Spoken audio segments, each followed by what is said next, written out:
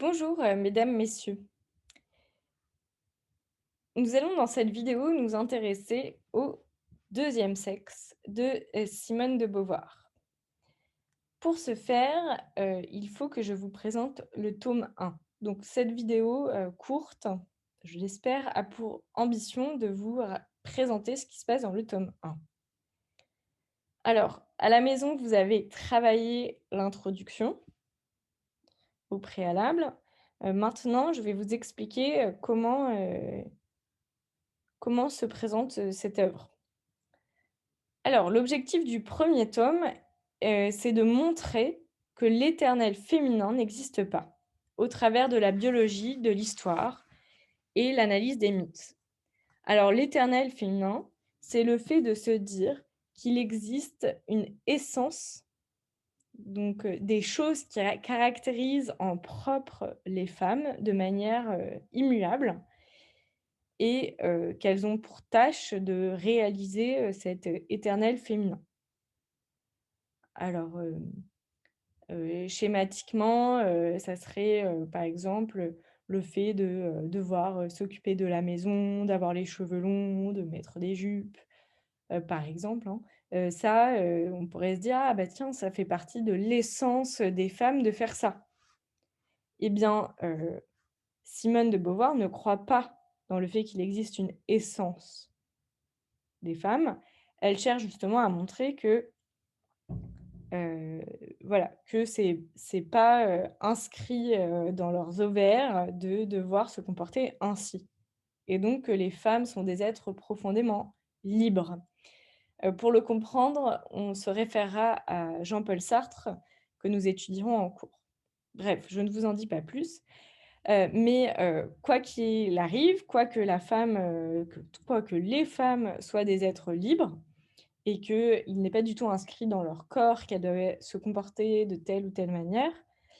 Ce qu'on appelle leur situation, donc voilà, nous on peut parler de socialisation puisque vous faites des SES.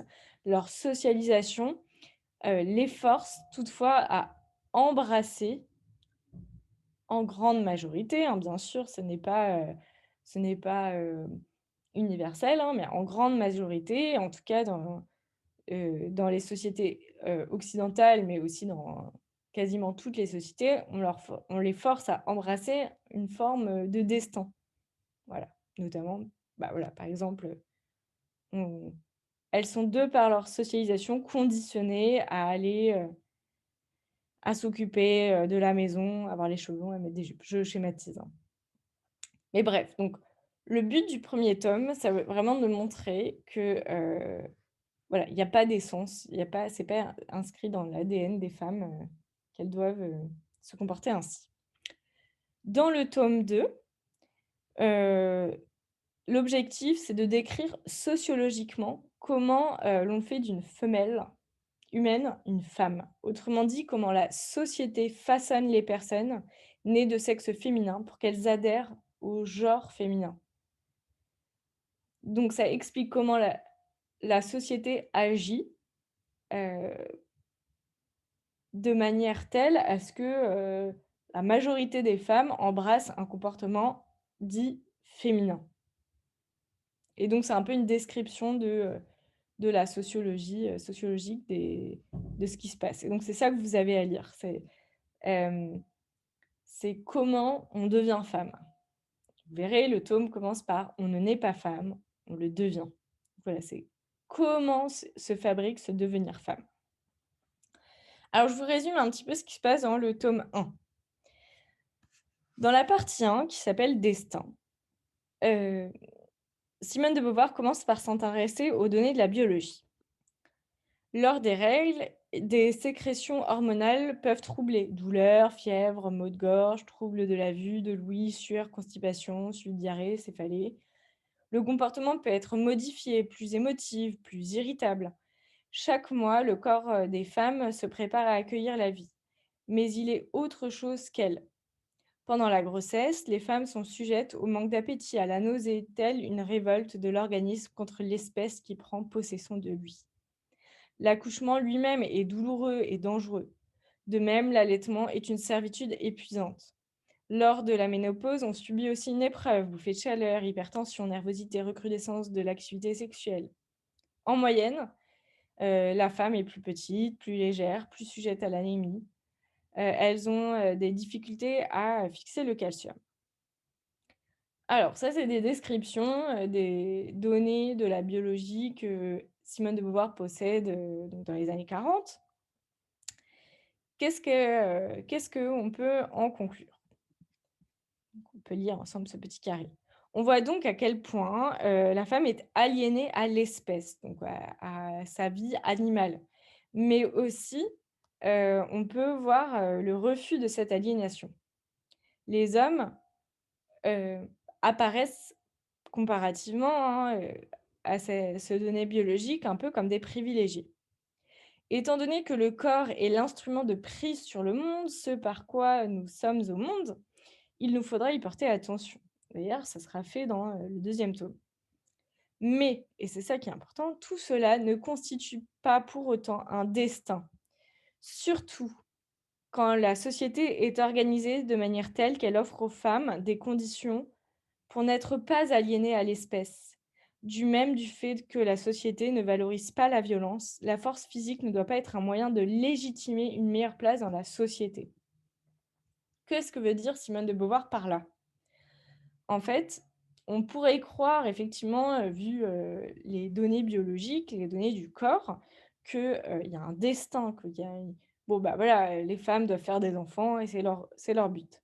Eh bien, justement, ce que dit Simone de Beauvoir, bah, non, c'est pas parce qu'effectivement il y a des différences qu'il faut, en conclure qu'il y a un comportement, une attitude forcée des femmes. D'autant plus qu'une société peut faire en sorte que les femmes ne soient plus aliénées, c'est-à-dire, heu, rendues, non libres du fait de leur corps. On peut mettre en place des choses pour que le corps ne soit plus un, si vous voulez, un boulet, puisque Simone de Beauvoir le décrit ainsi. Heu De même, du fait de la société, voilà, c'est pas parce que les hommes sont plus forts en moyenne physiquement que, il faut, alors que les femmes leur soient soumises. La société ne valorise pas la violence. Il y a pas de raison pour que, heu, l'inégalité physique, qu'on peut complètement discuter, hein, heu, engendre, une situation où on laisse, la domi la les plus forts physiquement dominer les plus faibles physiquement.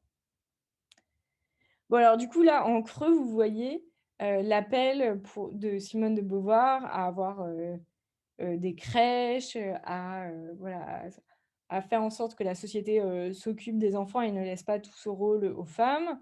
Vous avez aussi l'appel à la contraception, au droit à l'avortement et cetera. Bah, voilà, la société peut organiser, heu une vie, pour les femmes qui ne soit pas celle qui soit de l'aliénation au corps. Alors ensuite, dans le chapitre 2, Simone de Beauvoir s'intéresse au point de vue de la psychanalyse. Alors ça, je le laisse de côté puisqu'on le verra en cours. On pourra le lire, après. Heu, Chapitre 3, le point de vue du matérialisme historique. Alors là, elle analyse le point de vue, d'un marxiste. Il y aurait 3 phases: l'âge de pierre et de l'égalité où tout était mis en commun, hommes et femmes se partageaient leurs tâches. Deuxième phase, l'ère de la propriété privée et du début de l'exploitation. L'homme ayant besoin d'esclaves, il a mis les femmes, pardon, à sa disposition. Troisième phase, le capitalisme, qui a empêché les femmes de se hisser à égalité avec les hommes, malgré les possibilités offertes par les machines. Ces explications sont brillantes, selon Simone de Beauvoir, mais pas pleinement satisfaisantes. Elle en conclut que la biologie, la psychanalyse et le matérialisme apportent des lectures intéressantes, mais insuffisantes, et on peut rajouter un S, pour comprendre, ce qui se passe, pour les femmes. L'existentialisme se présente alors comme un outil d'importance. Alors pareil, l'existentialisme, on verra en cours ce que c'est. Donc je n'en dis pas plus ici. Alors, maintenant j'explique la deuxième partie, donc qui s'appelle «Histoire». Donc dans ce chapitre, dans cette partie plutôt, Beauvoir s'interroge sur la raison pour laquelle les hommes ont dominé les femmes. Donc elle va essayer de prendre un peu de recul historique pour comprendre, mais qu'est-ce qui a pu se faire pour que les hommes, quasiment dans toute la planète, dominent les femmes? Alors, elle va, faire une hypothèse là-dessus. Rappelons que les femmes ne sont pas en infériorité numérique, mais se partagent la démographie à part égale avec les hommes. Que la domination est un phénomène universel, donc présent partout sur la Terre, et qu'il n'y a pas eu d'acte historique de prise de pouvoir par les hommes. Il n'y a pas eu un renversement, un coup d'État des hommes pour dire ah, maintenant on oppresse les femmes. Alors, comment comprendre la genèse du patriarcat? Donc, le patriarcat, c'est le système de domination masculine. Une chose est claire, on rajoute un E, le monde a toujours appartenu aux hommes. Alors comment est-ce qu'elle l'explique? Bah, vous, je vous laisse mettre en pause pour réfléchir à l'explication et puis après on peut voir celle de, Beauvoir. Alors, elle s'interroge déjà sur la préhistoire. Pourquoi la maternité a-t-elle infériorisé les femmes plutôt que le contraire? En enfantant et en allaitant, la femme a été considérée comme rivée à l'animalité, à l'immanence. C'est-à-dire, bon, alors là, on a déjà dans un cours précédent défini l'immanence. Alors là, je vous laisse l'écrire. Qu'est-ce que c'est que l'immanence? Je vous laisse faire une petite recherche. Le cas de l'homme est radicalement différent. Il ne nourrit pas la collectivité à la manière des abeilles, mais par des actes qui transcendent sa condition animale. L'homme est dès l'origine un inventeur. Pour s'approprier les richesses du monde, il annexe le monde. Dans cette action, il éprouve son pouvoir, il pose des fins, projette vers elle des chemins. L'activité, de l'homme est souvent dangereuse. Le chasseur lutte contre les animaux sauvages. Il se détache donc de son animalité pour entrer dans la transcendance, c'est-à-dire je vous laisse définir. Indice, c'est le contraire de la transcendance. Alors ici, vous voyez, on retrouve, l'idée de Marx que l'homme heu, est un être un peu à part par rapport, aux animaux, qu'il est, en capacité, d'être libre, de façonner la matière comme il l'entend. Et ce qui est intéressant justement, c'est que en fait, quand on dit, «L'homme fait ça», bah, aux origines, c'est seulement l'homme et pas, la femme, selon Simone de Beauvoir. Ça ne veut pas dire que la femme n'est pas capable de le faire, mais c'est qu'il y a une division du travail, sans doute enfin liée, selon Simone de Beauvoir, à l'enfantement. Alors, je vous rappelle qu'il y avait pas, la pilule, il y avait pas le droit à l'avortement ni rien et que, les femmes, bah, sont réglées, assez tôt. Donc on peut imaginer que, bah, en fait, dès 12 ans, dès 13 ans, les femmes, sans doute, avaient des enfants, en fait et donc elles étaient, dans l'incapacité, assez vite d'aller, travailler le monde tels, les hommes. Bon, ça, c'est moi qui le rajoute comme, petite remarque. Alors je continue. Voilà la malédiction des femmes est exclue de ces expéditions guerrières. En effet, la supériorité n'est pas attribuée au sexe qui engendre, mais à celui qui tue. Donc c'est ça l'origine du patriarcat primitif. L'origine de l'inégalité, ça serait ça. Voilà la clé. Dans une espèce, c'est la répétition qui permet le maintien. Chez l'humain, c'est la création. Se posant comme souverain, l'homme voit dans la femme un instrument et un moyen d'asseoir sa gloire. L'homme est resté le maître. À mesure que l'agriculture s'est développée, la femme a été de plus en plus écartée. Peu à peu, la femme a perdu tout rôle économique, tandis que l'homme l'a repoussée dans l'immanence de la procréation, tout en gardant un certain respect pour elle, comme en témoigne la Vierge Marie du christianisme, par exemple. Donc l'idée, c'est que du fait de cette valorisation de la violence, du travail, de la chasse, les hommes ont symboliquement, érigé, leur place comme étant, celle de privilégiés et repoussé symboliquement et de facto, la position des femmes. Deuxième temps, c'est celui de la propriété privée.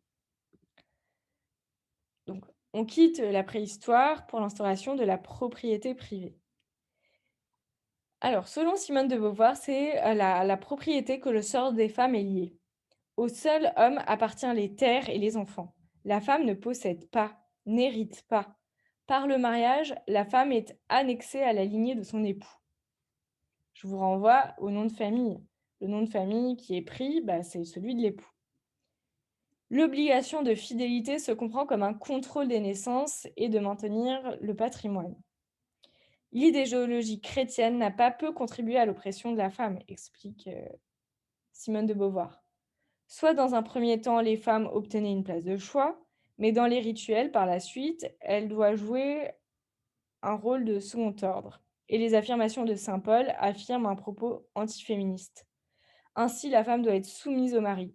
Après tout, elle est arrivée au monde par lui et pour lui. Je vous renvoie à la Genèse, où la femme serait née, où Ève serait née de la côte d'Adam. Au Moyen Âge, la vie est difficile, la femme est utilisée ou répudiée. Les femmes célibataires sont les plus libres et les mariées ne connaissent guère aucune autre forme de liberté que la désobéissance et le péché.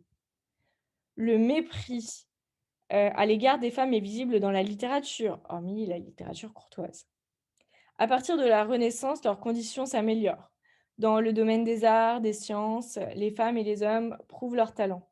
Mais celles-ci sont encore peu instruites et ce sont les nobles, les reines surtout, qui sont, les destins féminins les plus riches.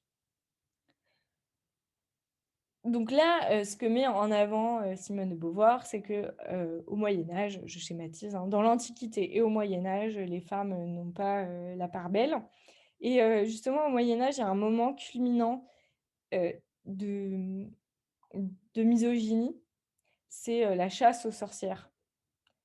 Alors vous avez déjà entendu parler des sorcières dans les mythes, mais en fait, justement, on peut lire, la naissance de ce terme et leur, poursuite comme étant, bah, le fruit de la misogynie du patriarcat, le plus criant. On en parlera en classe. À partir de 1789, que se passe-t-il? La Révolution française n'a que peu amélioré les conditions des femmes, malgré des revendications féministes comme la Déclaration des droits des femmes et de la citoyenne d'Olympe de Gouges en 1791. Le Code napoléonien de 1804 a détruit leur mince conquête, annonçant un 19e siècle misogyne. Donc durant la Révolution française, vous savez, il y a eu les droits de l'homme, la Déclaration des droits de l'homme, mais en fait, pas, celle de la femme. Et au 19e siècle, en fait, il y a avec, Napoléon, on est entré dans un siècle complètement misogyne. Alors juste, je voudrais bien qu'on fasse un petit zoom, qu'on lise ma note de bas de page pour comprendre qu'est-ce qui se passe au 19e siècle. Donc le code, de napoléonien inscrit l'enfermement des femmes au sein de la famille. Considérées comme mineures, elles sont soumises jusqu'en 1970 à l'autorité du père et du mari. Le code civil consacre ainsi l'incapacité juridique totale de la femme mariée, qui est considérée comme une éternelle mineure. Interdiction d'accès au lycée et aux universités, interdiction de signer un contrat, de gérer ses biens, exclusion totale des droits politiques, interdiction de travailler sans l'autorisation du mari, de toucher elle-même son salaire, contrôle du mari sur la correspondance et les relations, interdiction de voyager à l'étranger sans autorisation, répression très dure de l'adultère pour les femmes, mais pas pour les hommes, rassurez-vous. Les filles mères et les enfants naturels n'ont aucun droit. En 1810, le devoir conjugal est une obligation. Il n'existe pas de viol entre époux en 1916. En prime de toutes et tous, l'interdiction de divorcer. Voilà, sympathique le 19e siècle. Au 20e siècle, bah, les institutions sont encore patriarcales. Les droits abstraits ne sont pas du tout reconnus partout pour les femmes. En 1948, heu, les femmes ne votent pas encore. Qu'est-ce que je vous raconte là? C'est, en 1944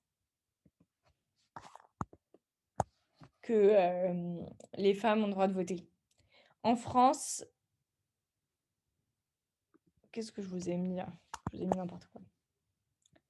Bon bref, grosso modo, en France, c'est en 1944 le droit de vote et ces droits abstraits n'ont jamais suffi à assurer aux femmes une prise concrète sur le monde.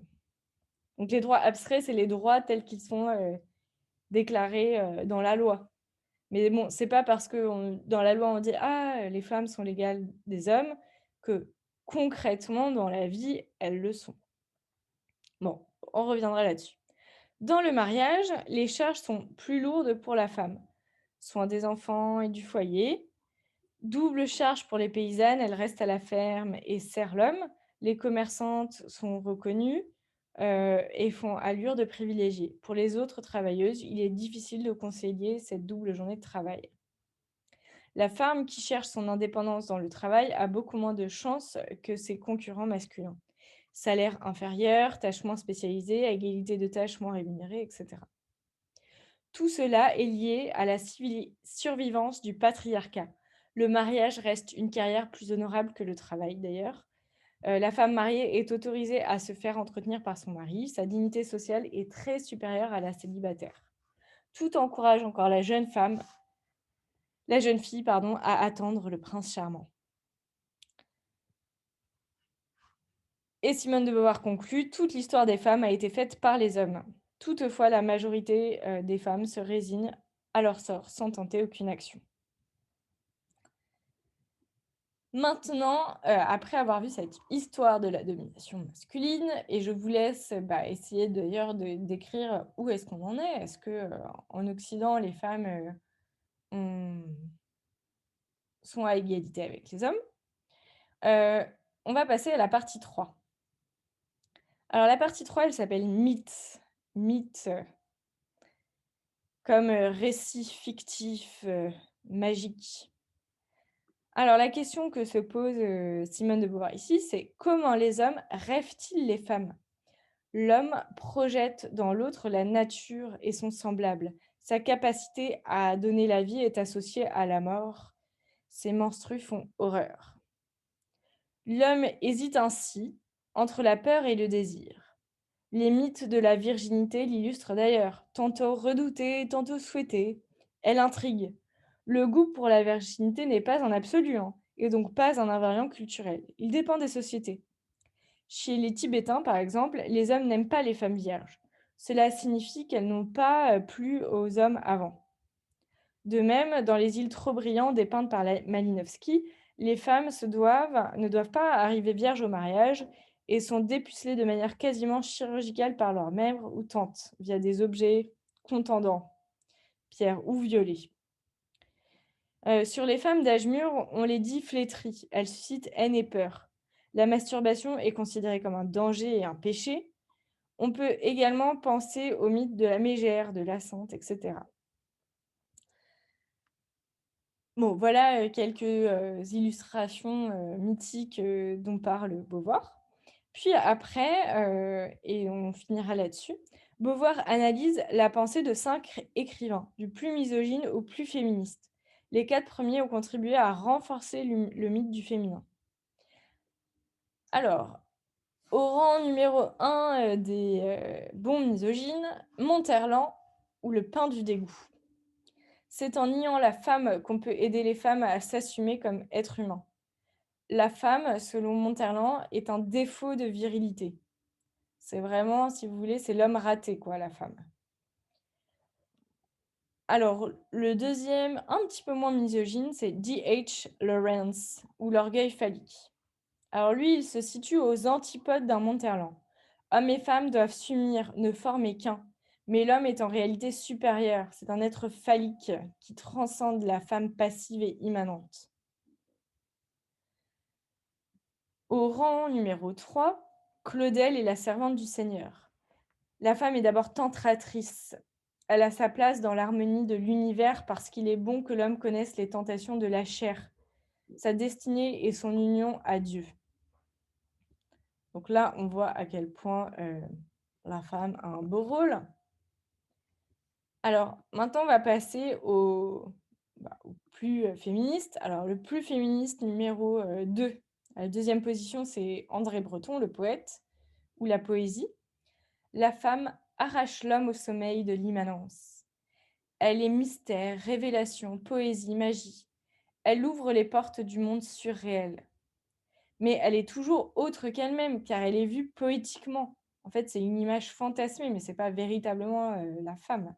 Vérité, beauté, poésie, elle est tout. Une fois de plus, tout sous la figure de l'autre, tout excepté soi-même. Enfin, le vrai féministe, ce serait Stendhal, celui qu'on a étudié dans le cours sur le bonheur avec l'idée de cristallisation, souvenez-vous, ou le romaniste que du vrai. C'est un homme qui vit parmi, des femmes en chair et en os. Il a même été explicitement féministe. «Tous les génies qui naissent femmes sont perdus pour le bonheur public», écrivit-il même. Voilà, donc après, avoir, compris un petit peu ce qui se passe dans, ce tome, numéro 1, eh bien, vous êtes prêts pour lire le tome numéro 2. Donc là, l'idée, je répète, du tome numéro 1, c'était de montrer, qu'il y a pas d'éternel féminin, que, les femmes, ne sont pas vouées, de par leur corps à accomplir certaines choses et qu'il a existé une construction de la domination masculine. Ce n'est pas une chose naturelle, c'est une chose culturelle. Dans le deuxième e livre, donc dans le deuxième tome que vous allez lire, vous allez maintenant découvrir de manière plus précise comment chaque femme individuellement se constitue en tant que femme, se constitue en tant que, personne dominée au sein de la société, donc victime d'une forme d'oppression masculine, mais aussi comment se constitue une forme de soumission féminine, c'est-à-dire une acceptation volontaire d'une situation d'infériorité. Donc je vous laisse découvrir cela, j'espère que le livre va vous plaire. Et nous essaierons, non pas seulement de réfléchir, aux femmes, mais aussi, aux conditions masculines.